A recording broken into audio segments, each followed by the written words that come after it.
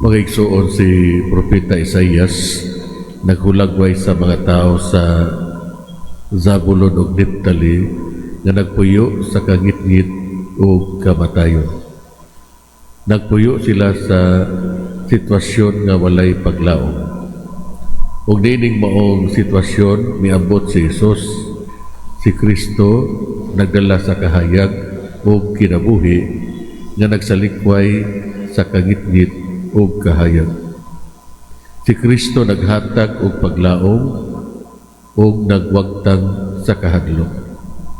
Sa atong panahon, ang kamatayon naghatag sa landong sa lain-laing porma.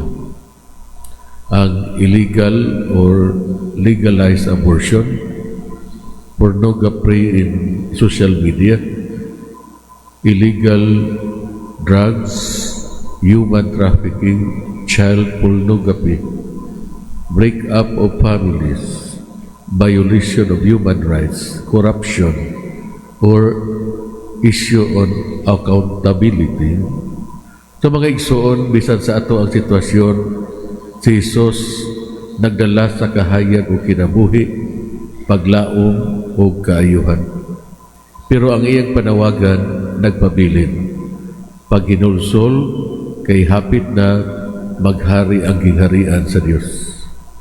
Mangutana kita karon sa ato kaugalingon, mabungahon ba ang akong kinabuhi para sa Ginoo? Si Jesus ba ang tinubdan ug pundasyon sa akong kinabuhi? May nagpalihog pa sa katalibanong pag-ako.